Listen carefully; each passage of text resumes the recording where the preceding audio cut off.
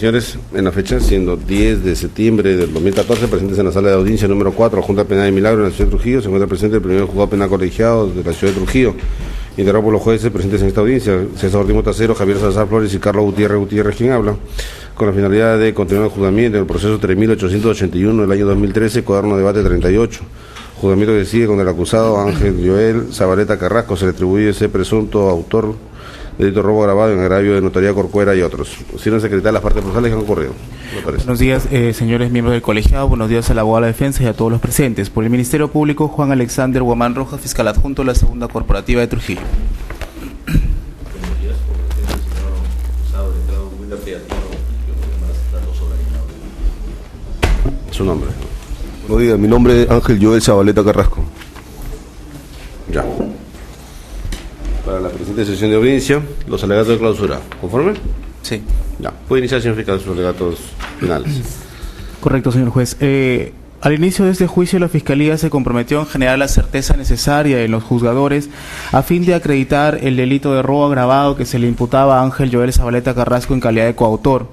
En el juicio oral, la Fiscalía ha acreditado y considera aprobado que el día 25 de julio del 2013, a las 10:45, los tres agraviados, trabajadores de la notaría Corcuera directos, Cristian Miguel Díaz Alba, Ever Alan Seminario Cañote y Ángel Daniel Paredes del Castillo, estuvieron en el lugar de los hechos.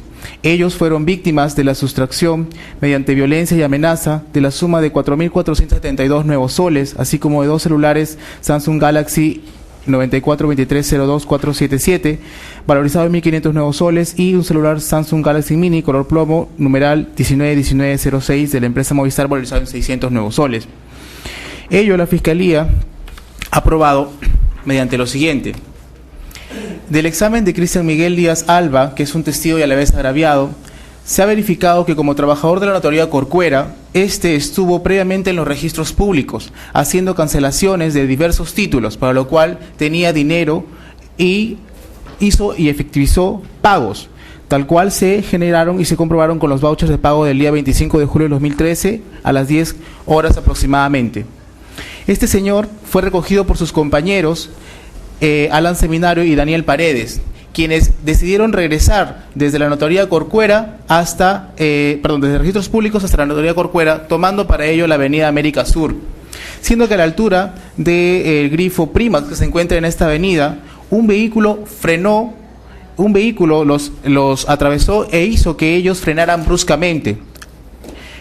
Posterior a ello, este testigo, Cristian Miguel Díaz Alba, señala de que 2 personas bajaron de dicho vehículo y uno lo amenazó con un arma de fuego, pudiendo observarse que la placa de rodaje de este vehículo era T2G430. Este agraviado señala que le sustrajeron los 2 celulares antes mencionados. Asimismo, se presentó y oralizó la liquidación de Cardex, que es el documento con el que se acreditó la preexistencia del dinero sustraído que era de propiedad de la notaría Corcuera, ascendiente a 4.472 nuevos soles. Asimismo, este testigo, ante la visualización del periódico Satélite ofrecido por la parte investigada, señaló que el tal Steven, que el imputado señala, lo obligó a participar del hecho, no fue reconocido por el agraviado como uno de los coautores del ilícito. Informó también que nadie más lo auxilió, y esto en alusión al testigo Edison David Muñoz Castillo, que es el testigo de cargo del abogado de la defensa, dado que son o eran conocidos por haber sido compañeros de estudio.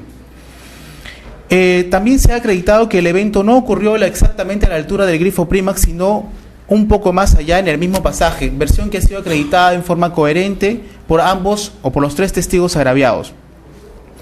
Finalizó este testigo señalando que en total solamente observó 3 personas, al conductor del vehículo y a 2 personas más que fueron los que bajaron a sustraerle las pertenencias. Del examen de Ángel Daniel Paredes del Castillo, que era el conductor del vehículo de la notaría Corcuera, señaló cómo se encontraba dirigiéndose hacia la notaría Corcuera por la avenida América Sur, cerca línea, y al tratar de voltear hacia la izquierda con dirección hacia el centro de Trujillo, sintió que un carro lo intentó cerrar. Luego el vehículo finalmente lo cerró fuertemente, y después bajaron 2 sujetos, uno le quita la llave. Con esto la Fiscalía acredita la violencia como el conductor logra cerrar el pase para poder empezar, ya los demás sujetos agentes a sustraer.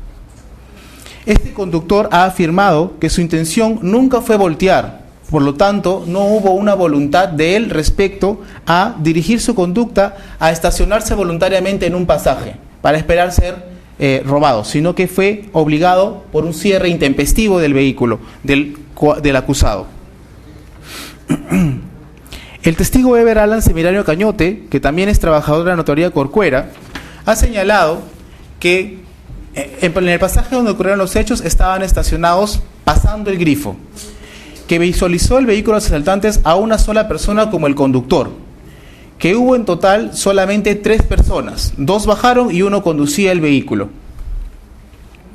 Asimismo, del examen de los efectivos policiales Luis Alba Vargas y Carrasco Flores Johnny Jonathan, así como el PNP Francisco Paul Chávez Maltodano, se ha establecido que este coacusado nunca dijo que había sido obligado, que le habían pegado los coautores, que le habían obligado a conducir el vehículo, nunca dijo que había sido golpeado, nunca dijo que se estaba dirigiendo a poner una denuncia, lo cual ha quedado corroborado de forma coherente, permanente, constante y ordenada respecto a estos 3 efectivos policiales, quienes han señalado ello.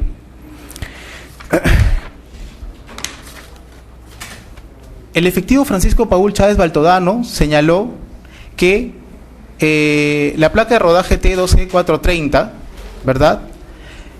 Esta persona acusada hoy, Ángel Joel Zabaleta Carrasco, no quiso dar más datos que sirvan para identificar a la persona que él señala como el tal Steven, como una de las personas que lo obligó a estar presente. Respecto a los peritos médicos que acreditan la violencia, la médico Marta Cecilia Bellina Montoya se ratificó en el contenido del certificado médico legal 8902L, evaluación que efectuó el día 25 de julio de 2013, practicada al agraviado Cristian Díaz Alba, donde se refiere que presenta una lesión traumática externa de origen contuso con un día de atención facultativa y un día de incapacidad médico-legal que puede ser producida por un objeto contundente como un arma de fuego, con lo cual la Fiscalía considera que se corrobora la versión del agraviado y que se acredita la violencia efectuada por los coautores en contra de este agraviado. Respecto a la médico legista Jessica Oriana Vega García, que es la médico legista que ha efectuado el certificado 8908LD, practicada el investigado Zabaleta Carrasco Ángel Joel, ella consignó en la data que lo habían golpeado con manazos, que presenta una lesión traumática producida por agente contuso, específicamente una equimosis violácea de 3x2 en región periumbilical izquierda, las cuales tendrían más de 24 horas. En sencillas palabras, tenía una hematoma en el lado del costado del ombligo, el lado izquierdo, pero con una data de más de 24 horas, cuando se demoraron en realizarle el registro aproximadamente unas 12 horas. Es decir, la lesión que presentaba esta persona tendría, como lo dijo la médico, que ser rojiza y no hay violacia. Tenía muchas más horas, por lo tanto no corresponde a las lesiones que aducía el investigado, por los cuales fue golpeado y, según su versión, obligado a participar. El psicólogo de parte del investigado, Rafael Aedo Benítez, que es un psicólogo que ha efectuado una pericia particular, ha señalado que no presenta ningún trastorno antisocial, pero asimismo, ante la pregunta de Fiscalía, ha señalado que él no puede afirmar que una persona con este tipo de no tener rasgos antisociales pueda cometer delitos. Es decir, sí podría cometerlos. Ahora bien, Ángel Joel Zabaleta Carrasco, si bien se ha protegido en todo momento el principio de la no autoincriminación, él ha decidido declarar en este juicio. Él señalado que se encontraba a las 10 de la mañana con un conocido como Steven, que suben 2 sujetos más a su vehículo taxi. Ha afirmado que el copiloto se quedó en todo momento amenazándolo con un arma. Ha afirmado también que baja su conocido Steven y otro sujeto con un arma. Luego ha señalado que luego del evento, como tenía miedo, se fue a su domicilio, que se encontró, que tuvo que ir a recoger a una niña que se llama Priscila de un colegio Ayapaé, y que se encontró a un tal Estuardo a quien le aconsejó que pusiera una denuncia, versión no comprobada. Que al dejar a la niña, tal Priscila, se encontró con su padre de ella, que se llamaba Elvis, quien al notarlo preocupado, tenso, pensativo, según él, le preguntó qué le había pasado, y él le comentó lo que le había pasado, y que era que le habían supuestamente obligado a participar en un robo, recomendándole al señor Elvis que ponga una denuncia. El investigado reconoció al tal Steven en el periódico que ofreció su defensa como una de las personas que, por haber sido, que estuvo presente, obligándolo a permanecer en el auto, obligándolo con un arma a cometer el hecho. La Fiscalía, en el contrainterrogatorio, dejó sentado que Ángel Joel Zabaleta Carrasco tenía contradicciones respecto a su versión dada en Fiscalía preliminarmente, en el siguiente sentido. En juicio, el acusado dijo que quien lo amenazó con un arma de fuego fue su conocido como Steven, que estaba sentado en la parte posterior. Luego se contradijo en juicio, señalando que el copiloto, que es una supuesta persona diferente, lo amenazó y golpeó con un arma de fuego, lo cual se contradice con su versión dada a nivel fiscal cuando señala que quien lo obligó a participar del robo fue Roberto Steven Vázquez Aguilar y que es la misma persona que lo obligó a participar. Entonces, por lógica, si quien lo obligó era el copiloto, ¿cómo puede ser el tal Steven copiloto que amenaza y a la vez pasajero que desciende a perpetrar el hecho delictivo? El imputado no supo explicar qué hizo tampoco desde las 10:45 hasta las 12:20 horas del día 25 de julio. Dado que según su versión el asalto duró más o menos un minuto, por lo tanto tuvo bastante tiempo para asentar la supuesta denuncia en la comisaría y tampoco lo hizo. El imputado ha señalado que lo golpearon en diferentes partes del cuerpo, en el lado izquierdo del estómago, cuando volteó a decirle que no haga esas cosas a su conocido, lo cual no se condice con la pericia médica 8908, donde aparecen equimosis con una data mayor a 24 horas, como se ha mencionado anteriormente. Respecto a los testigos ofrecidos por el abogado de la defensa, tenemos el testimonio de Edison David Muñoz Castillo, que es el trabajador del grifo Primax. Él trabajaba en una isla, en la isla número 3. Él observó y dijo que del carro plomo, que es el carro donde estaba el acusado, bajaron dos y se acercaron al carro azul. Cree que le quitan unas cosas, la llave de contacto del vehículo, y luego se fugan.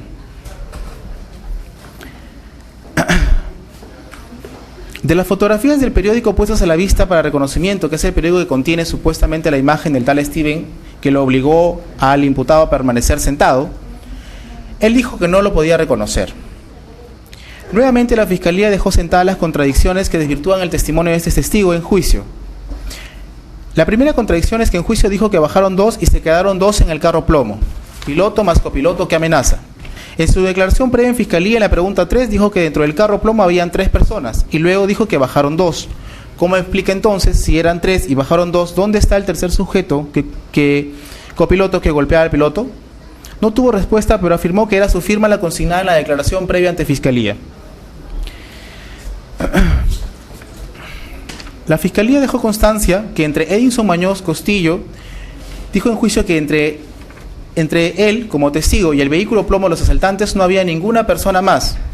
Ello resulta muy importante por cuanto el siguiente testigo, Lester Paima Jauregui, refirió estar en medio del grifo, entre la isla donde supuestamente estaba el testigo Muñoz Castillo y el vehículo de los asaltantes. Es decir, o realmente nunca estuvo presente Muñoz Castillo en ese lugar. La Fiscalía considera que tampoco la versión de este testigo se encuentra desacreditada. Se dejó constancia que el interrogado señaló como el supuesto copiloto le apuntaba con algo que no estaba seguro que fuera un arma de fuego al piloto en el cuello por debajo de su oreja izquierda, que se percató cómo lo golpeaba, siendo ella otra contradicción con la versión del propio investigado, quien refirió que le pegaron en el estómago en el lado izquierdo y no por el cuello. Versión también desacreditada por la médico legista Jessica Vega, quien dijo que es imposible que le golpeen en el lado izquierdo del cuello por debajo de la oreja y aparezcan equimosis en el lado izquierdo del ombligo. ¿Cómo pudo ver el testigo que el supuesto copiloto entonces golpeaba al piloto por el cuello por debajo de su oreja izquierda?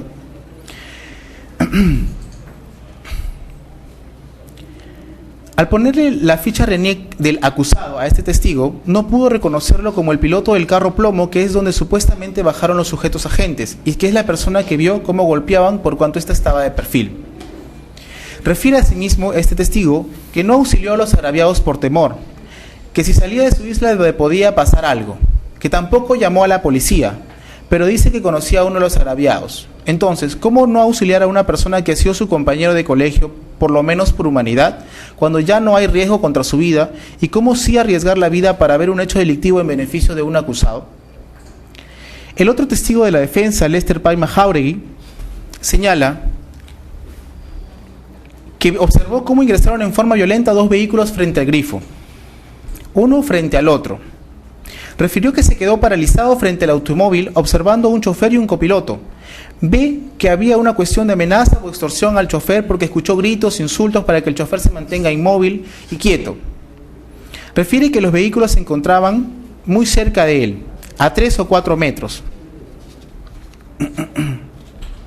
Es decir, él afirma haber estado entre la isla y el vehículo del acusado, versión que se contradice con la del otro testigo.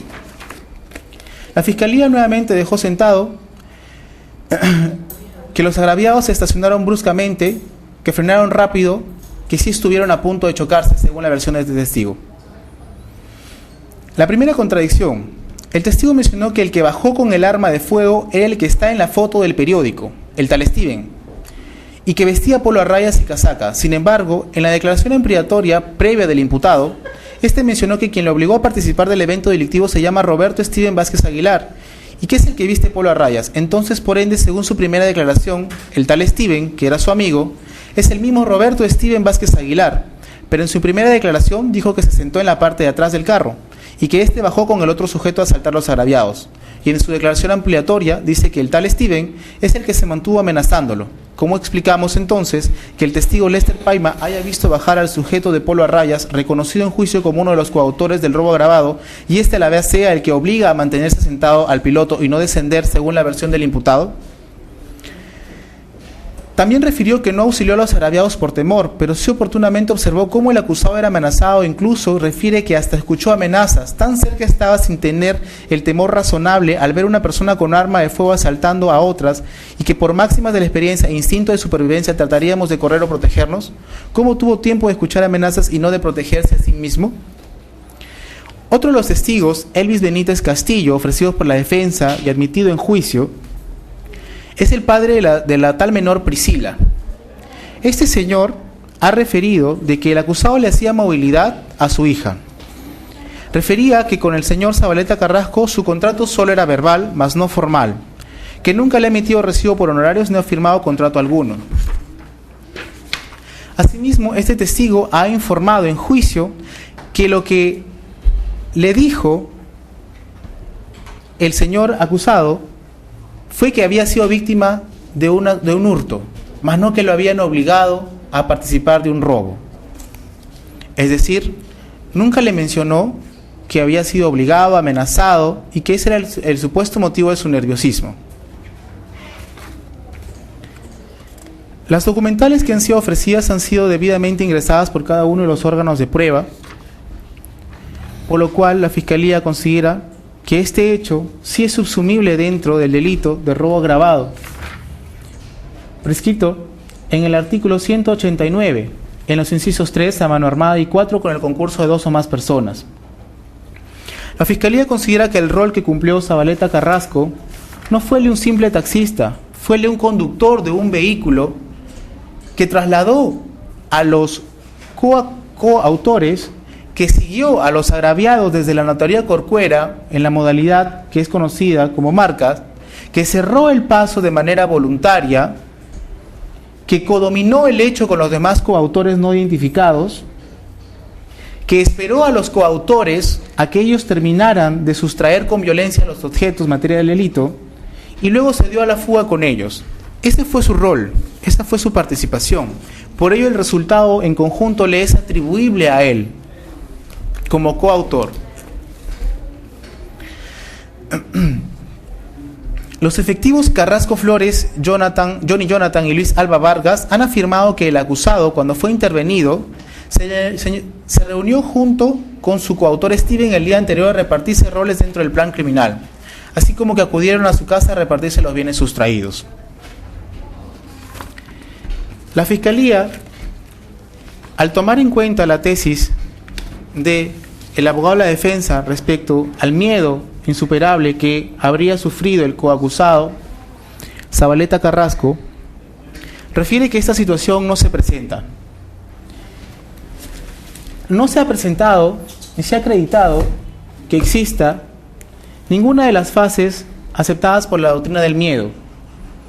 Así, el autor Juan Manuel Cure Márquez, autor colombiano, en su libro El miedo insuperable como ausencia de responsabilidad penal, ha señalado diversas fases: prudencia, cautela, alarma, angustia, pánico y terror. Ninguna de estas fases se han presentado en el desarrollo de este juicio para poder acreditar que este sujeto se encontraba supuestamente con un miedo insuperable. La Fiscalía considera que las testimoniales de los testigos ofrecidos por la defensa han sido destruidas entre ellos mismos. Las contradicciones entre los testigos de cargo de la defensa han sido contradictorias, han sido no permanentes y han sido variables. Con lo cual la Fiscalía considera, en cambio, que las versiones de los testigos agraviados, así como de los efectivos policiales, han sido coherentes, permanentes, ordenadas, consistentes durante todo el desarrollo del juicio, habiéndose acreditado la preexistencia de los bienes sustraídos, así como los roles que cumplió en este caso el sujeto agente. Por ello, la Fiscalía considera que se le debe imputar y se le debe sancionar y condenar a la pena de 14 años de pena privativa de libertad efectiva a Ángel Joel Zabaleta Carrasco por el delito de robo agravado, cometido en agravio de Cristian Miguel Díaz Alba, Ever Alan Seminario Cañote y Ángel Daniel Paredes Castillo, así como en agravio de la notaría Corcuera, solicitando por ende como pago de reparación civil la restitución de lo sustraído, ascendiente a 4.472 nuevos soles a favor de la notaría Corcuera, 1.500 nuevos soles y 600 nuevos soles, que es el valor de los celulares, a favor de Cristian Miguel Díaz Alba. Y en este estadio, dado que el delito de robo agravado es un delito pluriofensivo, que ataca no solamente el patrimonio, sino también puso en riesgo la vida de los agraviados al haber sido cometido con arma de fuego, la Fiscalía incrementa la reparación civil respecto a los agraviados, no en 300 soles, sino en 500 soles a favor de cada uno de los agraviados, siendo un total, entonces, por lo cual la Fiscalía solicita el pago de 8.572 nuevos soles a favor de los agraviados. Eso es todo por Fiscalía, señor juez. Un momento.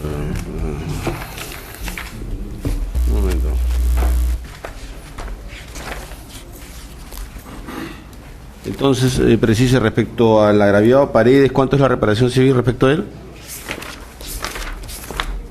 ¿Se entiende que es solo 500 nuevos soles? Sí. Es 4.472 por la notaría Corcuera, 1.500 y 600 para Cristian Díaz Alba, que es la restitución de los bienes sustraídos. Y como indemnización, 500 nuevos soles a favor de cada uno de los 4 agraviados. Son 3 personas más la notaría Corcuera. La sumatoria de eso es 8.572. Ya. Listo. Con esas precisiones, señor abogado defensor, su oportunidad sobre la declaración. Otro ejemplo. Iniciamos el relato de apertura, señor magistrado. No manifestamos la no comisión de derecho adquirido. Obviamente, no está aprobado respecto a los señores que cometieron el delito. Lo que sí fue la teoría de la defensa es la no culpabilidad del señor acusado en razón de una ausencia de presupuesto del mismo, que es la no exigibilidad de un comportamiento distinto. Y sobre ello, señor, apuntamos en este caso. No voy a hacer alusión a la comisión del delito de robo agravado. El Ministerio Público lo ha desarrollado perfectamente. El Ministerio Público lo ha desarrollado perfectamente, el delito de robo agravado. Lo que sí, en materia de cuestionamiento, es si esta persona que hoy está aceptada en los acusados debe responder por agravado, y si es así, debe responder conforme lo señala el Ministerio Público, y aquí va la explicación. Haremos una introducción somera, nada más, sabedores de su conocimiento en este tema respecto de los elementos de la culpabilidad. Mencionar que para que haya, o para que no exista la culpabilidad, se requiere un grado de culpabilidad, que la persona no tenga conocimiento de la antipublicidad. Sobre esos dos elementos o presupuestos de la puntualidad no nos vamos a denunciar. Lo que sí, él anterior el caso, y ahí apuntamos la no exigibilidad de un comportamiento distinto respecto a la persona acción acusada. Y decimos en virtud de lo siguiente.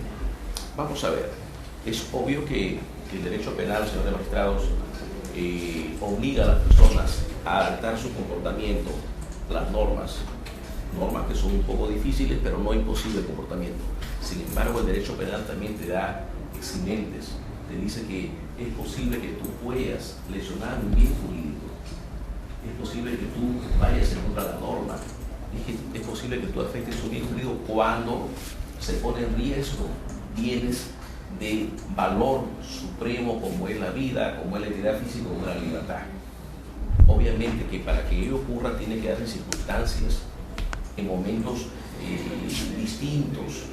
Es decir, el comportamiento nos exige a nosotros adaptarnos a las normas del derecho penal, pero no esto es exigible cuando debido a circunstancias, ¿no?, que pongan en afectación de nuestra vida, nuestra libertad y nuestra integridad física, se vea amenazado. Solamente en ese caso la norma dice tú puedes lesionar un bien jurídico, pero tu comportamiento no te vamos a exigir que comportes de una manera distinta. Tú no vas a comportarte como un policía o como un bombero en caso de un incendio, en caso de un policía repeler. Tu comportamiento no puede ser heroico, porque el ser heroico puede afectar casualmente tu vida, tu integridad física y tu libertad. En eso consiste la no exigibilidad de un comportamiento distinto. Vayamos a ver si en el desarrollo de este ilícito penal que se le atribuye al señor acusado se dan elementos que excluyen o que de alguna manera permitan establecer que sí se habría dado esta conducta amenazante de esta persona. Y empecemos por lo siguiente. Vamos a ver un poquito, si aclaramos el panorama, no digo que el fiscal no lo aclara. El hecho ocurre de robo agravado. El señor manifiesta que él le toma la unidad vehicular, le toma una persona a quien conocía como Steven, nada más. Esta persona, cuando aborda la unidad vehicular, le dice que le da un servicio que iba a esperar a dos personas que en el trayecto logran abordar también esta unidad vehicular. Steven subió en la parte de atrás, ¿no?, el asiento posterior. Cuando pasa casualmente un vehículo donde iban los señores agraviados, es ahí donde ocurre el hecho amenazante. Tienes que seguir a un vehículo. El hombre no quiso, manifestó, pero como no quiso, empezó a iniciar no solamente amenazas, sino que existió violencia física y amenaza contra su vida en caso de no realizar la orden que le estaban señalando. El hombre, basado en ello, conduce la unidad vehicular, va tras este vehículo y estando por la avenida América, por un grifo, cierra al parecer el vehículo, según lo que dicen, e ingresa a un pasaje pequeño, como todos es pasaje, y es por donde hoy transitan todos los vehículos que van a Moche, porque todos sabemos que el óvalo está cerrado, pues por ahí estamos todos, y todos sabemos por experiencia propia que ese es un pasaje corto, pequeño, no es una calle, la calle no es larga, es un pasaje, y la mitad o más de la mitad de ese pasaje pequeño está instalada el grifo, donde en cuyo frente se habría realizado el evento del día, en cuyo frente del grifo, porque el restante de ese pequeño pasaje es solamente algo de 12 metros, todo casi lo ocupa el grifo, y en ese espacio donde habría ocurrido el evento delictivo, materia de imputación. Ahí está la cosa clara. ¿Qué es lo que pasó en el hecho? Nos bajaron, dicen los señores agraviados, dicen los testigos de descargo, dice también el señor acusado, pero uno se quedó dentro de la unidad vehicular porque el señor intentó darse la fuga y esta persona lo tenía amenazando y esta persona le estaba golpeando también en la cabeza. Ya para ello le habían golpeado en la parte del abdomen. Así se señalaba. En eso consiste. Luego de que estos sujetos asaltan a los agraviados, le quitan sus pertenencias o suben, abordan nuevamente esta unidad vehicular, luego se dan a la fuga con destino a la mano izquierda, que es el único lugar donde puede fugar. Según la versión del señor acusado, es ahí donde bajan y abordan otra unidad vehicular, no sin antes amenazarle que si él habla, que si él lo delata, van a atentar contra su vida, le van a amenazar, le van a matar, y él creyó esta versión. Y cree esta versión porque ya para ello, conforme me dicen los propios agraviados, el arma de fuego sí existió. Lo dicen los agraviados. El sujeto baja con arma de fuego, le pone en la cabeza, y otro que se quedó en la unidad de plan se quedó también con arma de fuego. Arma de fuego sí portaban estos delincuentes.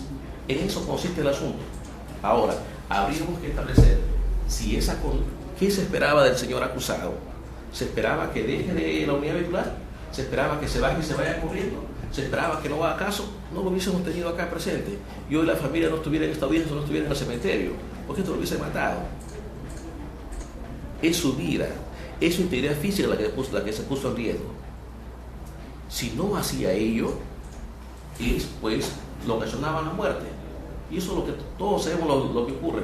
Taxistas cogen servicio, si no dan la unidad, te matan, así de sencillo, aparecen muertos por ahí y la unidad sustraída. Casos como estos tenemos a frecuencia. Los periódicos que todos los días leen, estos casos ocurren en frecuencia, taxistas que son muertos, victimados por no dejarse robar. No se quería, esta persona no quería engrosar esta lista de muertos, quería preservar su vida.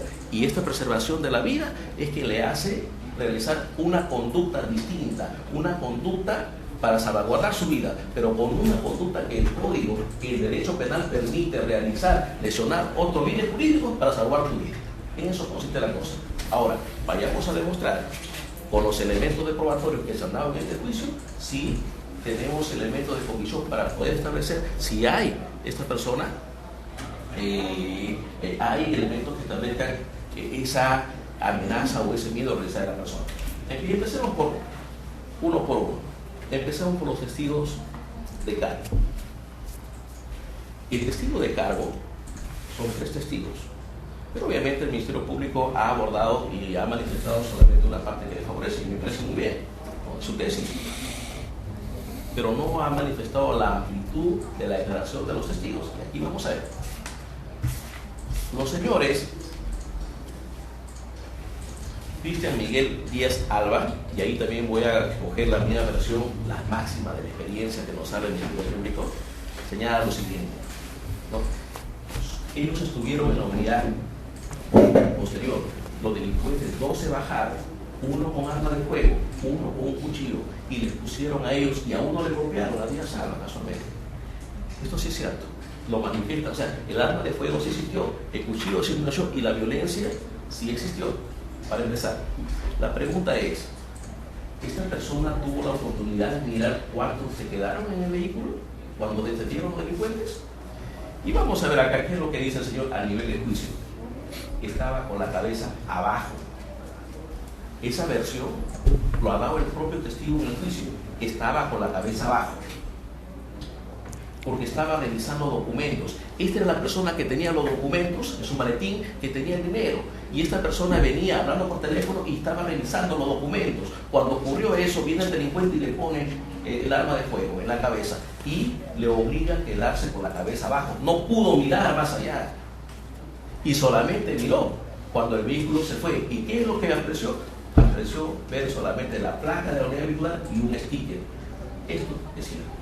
La pregunta es, entonces, si la persona está con la cabeza abajo, conforme él lo ha dicho en este juicio, ¿cómo pudo ver más allá si en esta unidad vehicular cuántos habían, además de los 2 que le estaban violentando a ellos? Otra cosa más respecto a ello. Ángel Daniel Paredes Castillo, que es el conductor agraviado, ha manifestado similar. Me obligaron a agachar la cabeza. Ojo, me obligaron a agachar la cabeza. Y agachar la cabeza, ¿cuál es la consecuencia? No visualizar lo que ocurre delante. Eso lo sabemos. Sin embargo, dice, logré ver el logo y obviamente y la placa, ¿no? No llegué a ver al chofer porque no pude mirar. No vio más allá, porque lo obligaron a también estar con la cabeza agacha, y él mismo lo está diciendo a nivel de juicio. El otro testigo de cargo, Seminario Cayote Aredo, ojo, que no estoy hablando de robo, no estoy diciendo que no va a robar, no, sí lo ha robado. Estoy viendo la participación o no de esta persona de la voluntad. Seminario Cayote. Esta persona, Seminario Cayote, ha manifestado lo siguiente. Yo estaba viendo los documentos también estaba revisando documentos. Él mismo hizo a nivel de juicio y no pude percatarme de lo que pasó más allá. Sin embargo, a nivel de juicio de la introducción, sí ha manifestado efectivamente que si vio que una persona, pero al contrainterrogatorio se le hizo leer las preguntas que esta persona había dado a nivel de investigación preparatoria, y en esta manifestó: estuve con la cabeza agacha, no vi nada, no observé nada, no pude ver nada porque estuve nervioso, no vi nada, se puso a llorar. Pero a nivel de juicio dice lo contrario. Sin embargo, no sabemos en cuál de los dos miente. Lo cierto concreto, que ha manifestado también a nivel de juicio que esta persona estuvo con la cabeza agacha, le obligaron a bajar la cabeza. El asunto es lo siguiente: obligar a bajar la cabeza ocurre con frecuencia. La máxima de experiencia nos dice que sí. Un auto, una persona cuando va a robar y le pone la cabeza del delincuente, le obliga a que agache la cabeza, que no mires, agacha la cabeza justamente para no poder identificar. Y eso ocurre con frecuencia, son las máximas experiencias que se da con frecuencia. Si estas personas estuvieron con la cabeza agacha, ¿pudieron acaso visualizar lo que ocurrió más adentro con el señor que le estaban golpeando y amenazando con arma de fuego? No pudieron, pues. No pudieron. Máxime cuando uno de ellos señala que estaba a 20 metros de distancia entre carros. Me refiero a Ángel Daniel Paredes Castillo. Estaba a 20 metros de distancia y con la cabeza agacha no vas a ver nada. La Junta puede ver el sticker. De tal manera que respecto de ello, ¿no?, de la participación o de la presencia de que esta persona que era combinada y violentada, ¿no?, está demostrada, por ahora, por su versión, no ha sido contradicha por los testigos. Ahora vayamos a ver a los testigos policías. Hay 3 policías, pero vamos a resaltar la parte que también el fiscal no ha omitido por su teoría del caso, ¿no? Los policías comunicaron con Radio Patrulla. Estas personas saben la dirección, registro público de vehículos, llegan a la casa. En la casa no le encuentran al acusado, porque el acusado estaba yendo a sentar la denuncia en la comisaría. Y eso lo dice el propio testigo, el Distinto Castillo, lo veremos después. Sin embargo, cuando el acusado se estaba yendo a sentar la denuncia, ya la policía estaba en su casa. Ojo, miren, bien a esto. Al señor acusado le avisan por teléfono que la policía está en su casa. ¿Y qué es lo que hace? ¿Se jugó? Si tuviera culpabilidad, si fuera culpable de ese hecho, ¿se jugó? No, el señor regresó a su propia casa para darse encuentro con la policía, y eso lo manifiestan los propios policías. Porque cuando los policías estaban viendo a Trujillo, el señor se estaba regresando, paró, se intentó dar a la fuga, y aquí escuchamos la versión de los policías. El policía Alba Vargas, ¿no?, el acusado no se dio a la fuga. Taxativamente ha respondido: no se dio a la fuga. Y dice algo más. Esta versión de que no se dio a la fuga es corroborada con la versión de Carrasco Flores, el otro policía de cargo. Y el policía de cargo dice efectivamente: no golpeamos al intervenido, no se dio a la fuga. Él se regresaba a su casa, se regresaba a ese encuentro con la policía. Entonces tenemos 2 cosas. Uno, que la persona no se daba a la fuga, que la persona se regresaba, y cuando se encontró con la policía lo paró, no intentó darse la fuga, y luego lo trasladaron a la comisaría. La policía lo golpeó. La policía ha manifestado que no lo ha golpeado, los 2, y el mismo acusado corrobora su versión que la policía no lo golpeó. Sin embargo, aparece una lesión corporal que la médico legista ha explicado la razón de ello. El señor estaba golpeado no por la policía, sino por los delincuentes que le han amenazado y le habían golpeado. Y esto se corrobora con el certificado médico legal.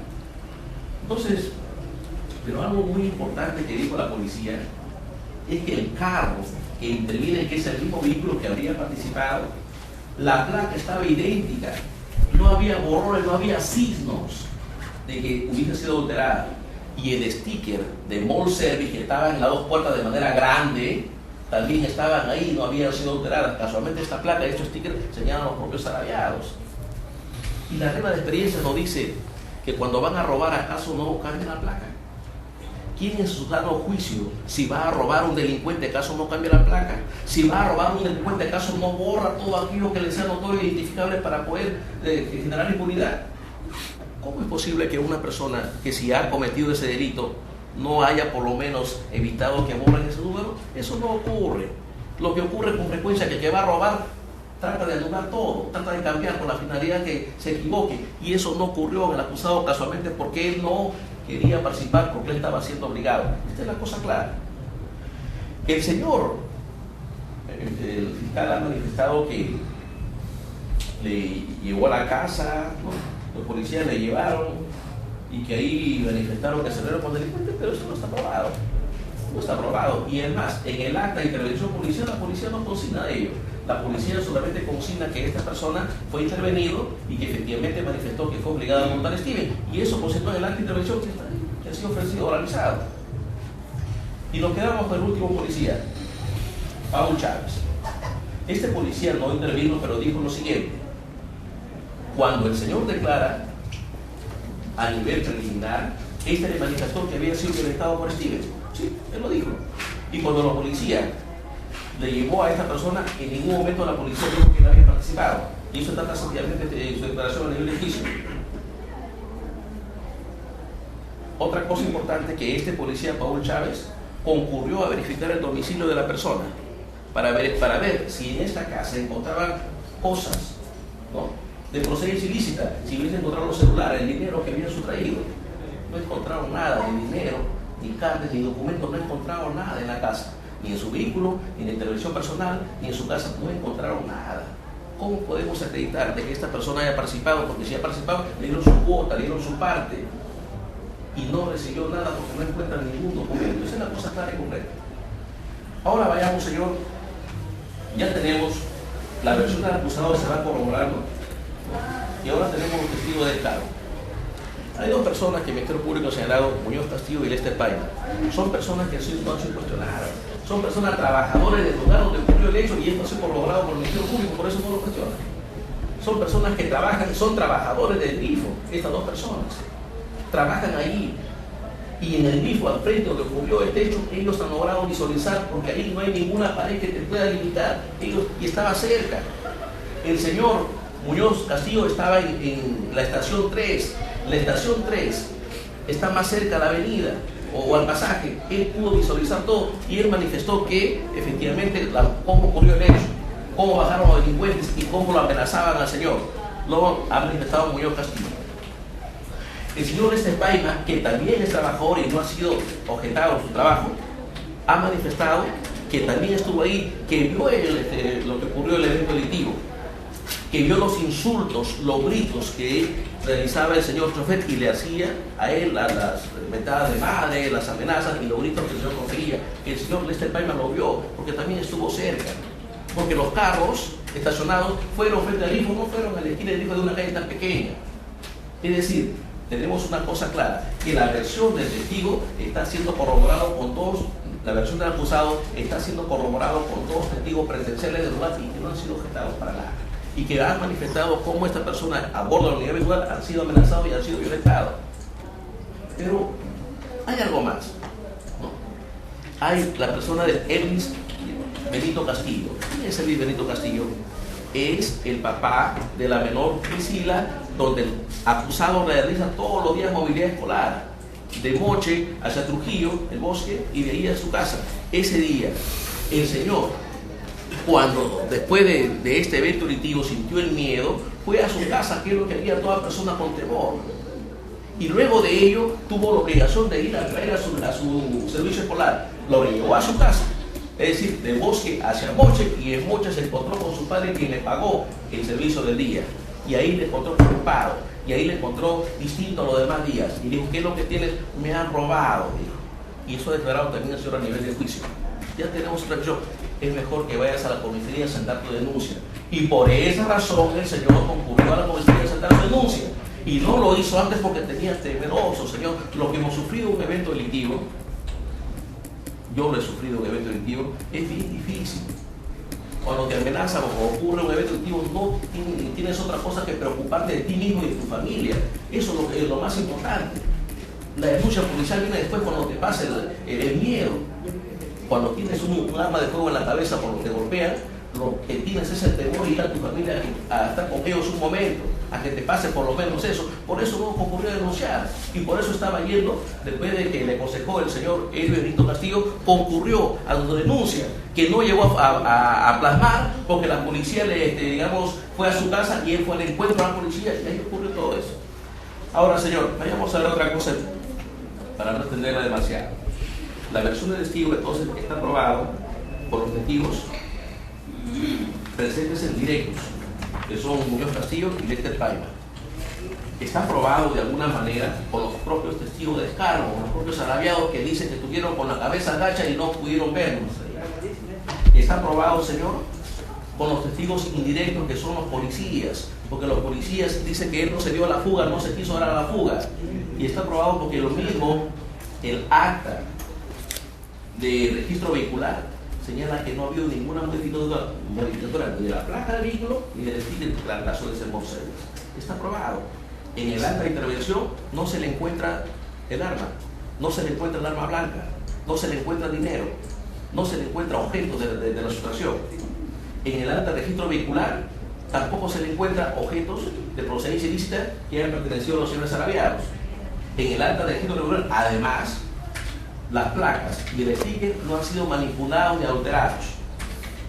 En el acta de registro domiciliario que ha practicado el policía Paul Chávez, que ha sido ofrecido como puede y organizado también, no se encuentra objeto de procedencia ilícita en materia de presente investigación. Pero esa versión ha sido cotejada con algo más, con un informe psicológico, de parte obviamente, un informe psicológico donde este psicólogo profesional, profesor de 4 universidades, ha manifestado, después de evaluar a este señor, que no presenta una personalidad antisocial ni disocial. ¿Y cuál es la aclaración? Porque la personalidad antisocial es una característica de los delincuentes, de aquellos que roban, de aquellos que matan, y él no lo presenta. Y la personalidad antisocial es para poder establecer si antes de esta investigación o esta entrevista la persona ha tenido otros antecedentes policiales, judiciales. Entonces, para poder establecer, es como una escalerita, dice, de lo disocial viene a lo antisocial, y él no tiene ni disocial ni antisocial. De tal manera, entonces, ¿cómo podemos establecer, ¿no?, que lo que se dice que él participó fuese cierto? Que el psicólogo ha manifestado que él no hay forma de demostrar que él haya participado en este evento delictivo, no hay forma de poder demostrar. Él no presenta características, no hay forma. Él es una persona correcta. Nunca ha tenido antecedentes policiales, ni judiciales, ni siquiera papeletas. Nunca ha estado recluido en el penal. Esta versión del psicólogo, ¿no?, se corrobora también con la versión de la médico legista Oriana Vega García. Ojo que la médico legista es un médico ofrecido por el Ministerio Público, pero ya a nivel de juicio le hemos ofrecido nosotros. Y esta médico ha examinado el cuerpo del señor el día que cometió el evento delictivo, que se cometió. Y en ese día examinó una lesión en el cuerpo. Y en la parte superior dice que efectivamente fue amenazado. La data de ese certificado médico legal consigna lo que el señor durante todo el desarrollo ha dicho, que fue amenazado, que fue golpeado. Y esta equimosis, Yolasia, que no estableció bien si el color difiere de acuerdo al paso, de acuerdo al tiempo, de acuerdo a la gravedad. Lo cierto es que sí presenta una lesión. Y esto es cotejado. O sea, no solamente su versión aislada. Tenemos el certificado médico legal, tenemos el informe psicológico, tenemos el acta de registro domiciliario, tenemos el acta de registro vehicular, tenemos el acta de intervención, tenemos los testigos directos, tenemos los testigos indirectos. Es decir, señor, la versión no está aislada de esta persona, no está aislada. No se puede demostrar, lo que sí se puede demostrar es el robo agravado, sí, indiscutiblemente que sí, pero no se puede demostrar que esta persona, por el hecho de haber estado en la unidad vehicular, haya sido partícipe o coautor de este evento delictivo. Es un poco difícil, porque no se dan estas circunstancias, pero el hecho de que no se digan no significa que no ocurra. La doctrina, señor magistrado, la literatura médica, perdón, la literatura jurídica, nos habla de casos similares y ejemplos nos dan a montón. Nos han dado en maestría, nos han dado en clases de pregrado. Nos habla el caso, por ejemplo, del náufrago en la tabla de madera. 2 personas con la tabla de madera, uno quiere quedarse y por el peso no puede, uno tiene que eliminar al otro. Eso ¿no?, es excusable. no hay culpabilidad allí. Nos habla de aquel que náufrago, herido, tienen hambre y quieren vivir, matan a uno para comérselo. Es excusable. Nos habla del taxista que es amenazado para atropellar. Es excusable. Nos habla en este caso también, Señor, de una persona que fue obligado, de un taxista que con arma de fuego, con golpe que sí existió, ¿no?, ha realizado una conducta no querida por él, sino una conducta que ha afectado bienes jurídicos, claro que sí. Que sabe que hay antipolicía, claro que sí, pero no hay forma de que esta persona pueda haber realizado una conducta distinta. La norma, Señor, no nos exige una conducta heroica, nos exige una conducta de acuerdo a las circunstancias. Lo que hizo el señor acusado, lo hubiese cometido el señor abogado, lo hubiésemos cometido quizás cualquiera de nosotros, porque frente a determinadas circunstancias que ponen en peligro nuestra vida, nuestra integridad, nuestra libertad y la de nuestros familiares, hubiésemos actuado violentando normas jurídicas, y eso las normas no dicen. En el Perú hay mucha jurisprudencia, y para terminar no quiero cansar de más, hay mucha jurisprudencia sobre eso. Yo recuerdo cuando hacía mis pininos en derecho penal, y por ahí asumí algunos casos de terrorismo, muchas de estas personas procesadas por terrorismo fueron absueltos, casualmente porque los terroristas ingresaban a su pueblo, mataban al juez, mataban a la autoridad, y luego les obligaban a esta persona bajo amenaza a realizar propaganda insubversiva. Estos fueron absueltos. Jurisprudencia y un montón.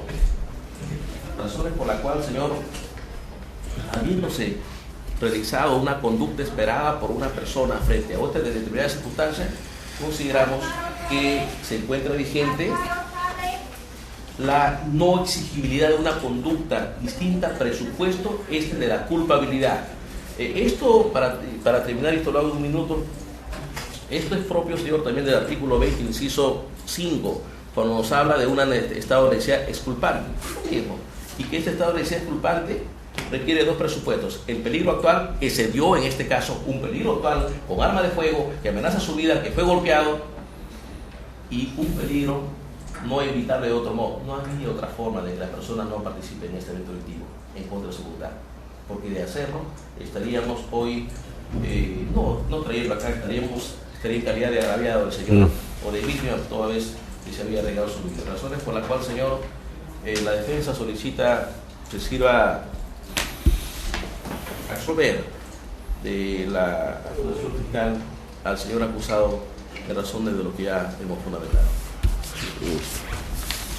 Acusado Zabaleta Carrasco, ha escuchado lo argumentado por su abogado defensor. ¿Está usted conforme con ello? Sí, conforme. ¿Quiere agregar algo? Sí, bueno, quiero agregar que ya tengo que permaneció mucho tiempo en este lugar y todo el tiempo colaboró con el proceso, ¿no?, del caso. Además, afuera tengo una madre, un hijo y una esposa que se preocupan tanto por mí y que aún dependen de mí, ¿no? Y que todo este tiempo, de verdad, sinceramente, mi hijo está como tanto traumado, ¿no?, porque prácticamente no hay la presencia de padre al lado de él. Mi hijo es pequeño, tiene 4 años, 5 recién ha cumplido. Prácticamente tengo más de un año acá. Su cumpleaños de mi hijo le pasó acá, por ese motivo mi hijo, mi señora me cuenta, ¿no?, que está un poco ido, distraído, como sentimental, ¿no? Siempre pregunta por mí, ¿no? Y por eso, señores jueces, aquí apelo a su buen corazón para ver si me pueden dar libertad, ¿no? Es todo, doctor. Gracias. No, fecha para...